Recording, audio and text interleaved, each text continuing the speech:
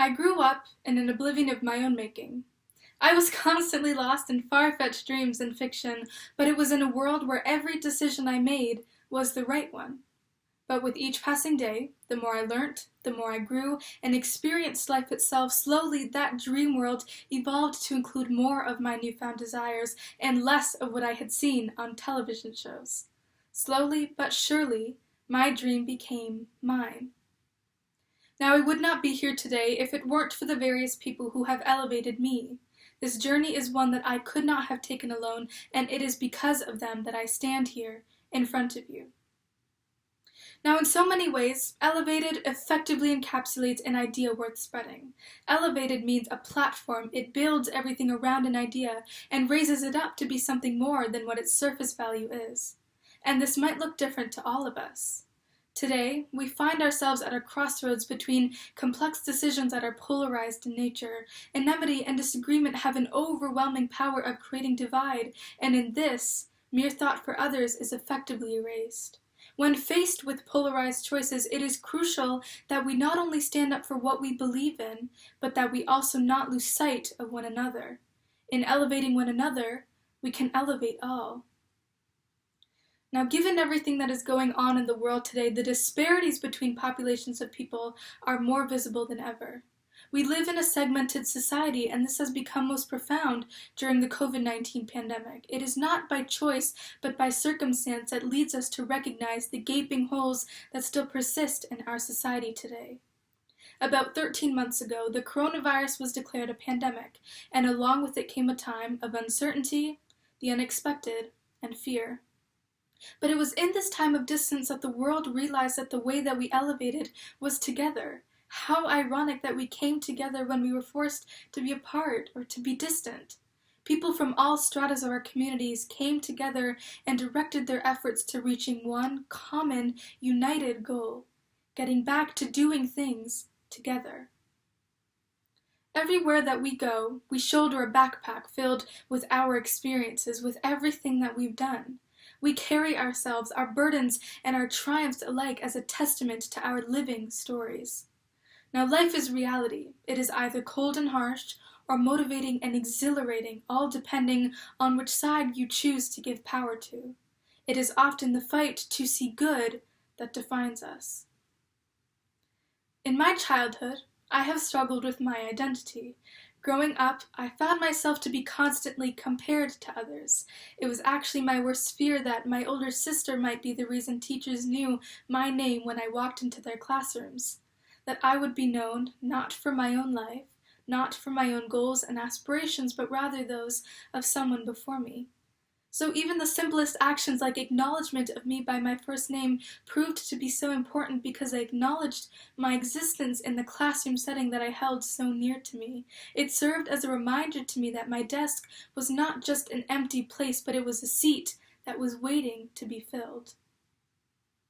I've also always had a passion for public speaking, but giving speeches never fails to make butterflies erupt in my stomach. In the 4th grade, I remember being nervous about giving a speech in front of my entire elementary school for an oral communications competition. But with more clarity, I remember a teacher approaching me and saying, "You're ready."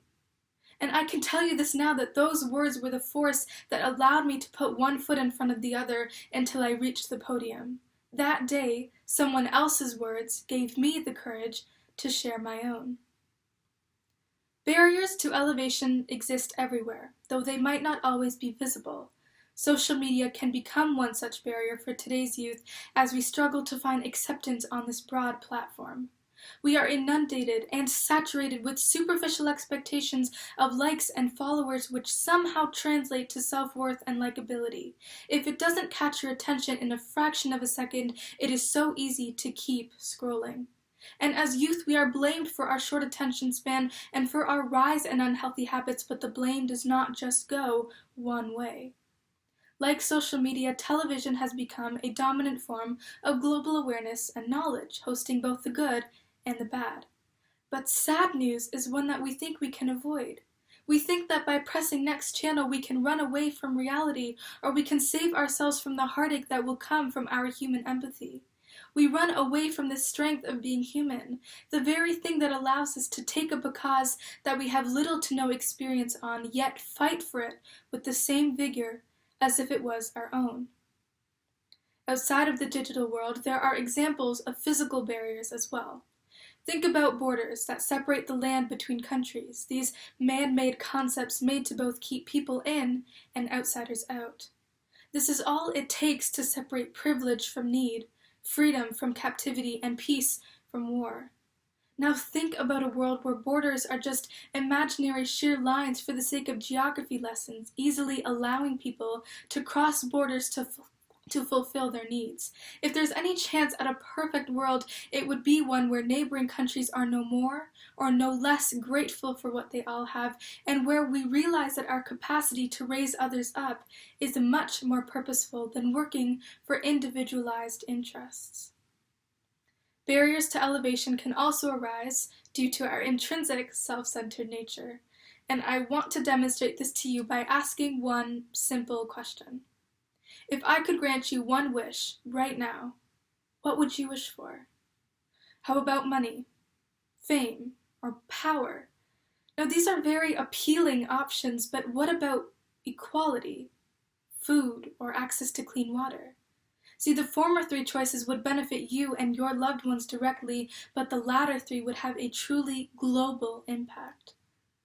As a species, we are awfully self-centered. We have created a world where we regard ourselves as the most important. And this reminds me of the philosophical concept of anthropocentrism, which revolves around the idea that humans are the center of the universe.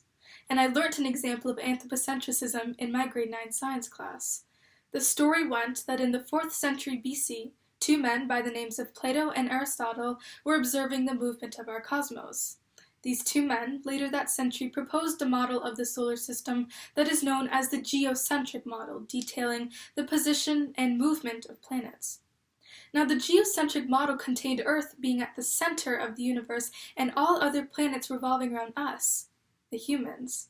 And it was not until 1632, when René Descartes proposed the solar system model, that showed us where we were actually standing, happily tucked between Venus and Mars. Now, our advancement in our understanding of the solar system does not just depict the scientific understanding and knowledge that has come since that point, but also our human understanding about our species and our broader place. So the takeaway from the story is that Plato and Aristotle reached an incorrect conclusion, similar to what we, if narrow-minded, might jump to by not taking advantage of all of the knowledge and information that is available for us today. Being deliberately narrow-minded or self-centered is a barrier to our intrinsic capacity to elevate.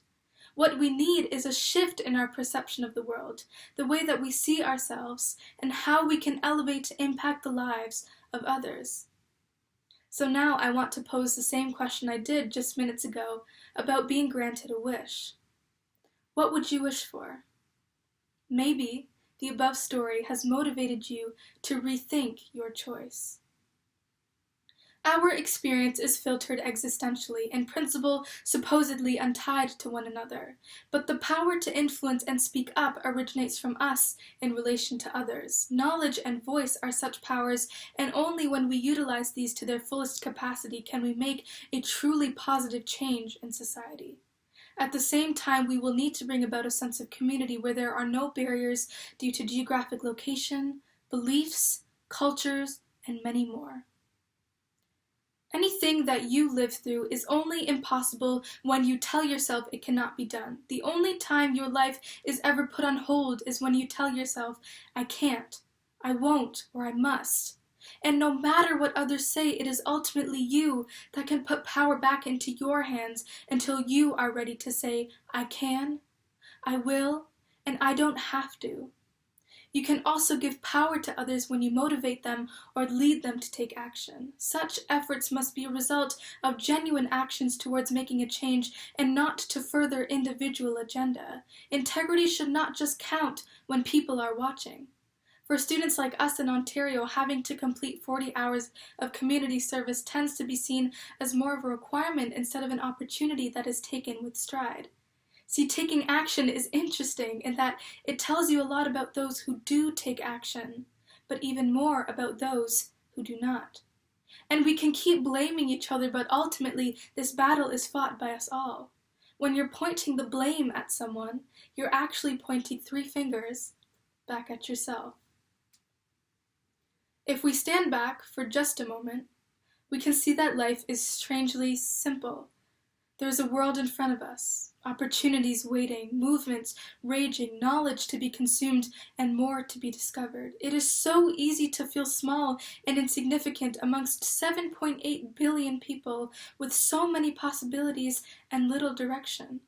But once we can all just see what potential we all wield and in what ways we can further our world, we will simultaneously have realized just how many people we can bring with us and what capacity we all have to elevate to impact the lives of others.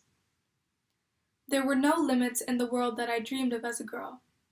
I wielded wands, I lived on other planets, and I experienced the unexplainable. And even in the world that I dream of now, one playing host to endless possibility in a constantly elevated reality, I realize that nothing has changed. Thank you so much.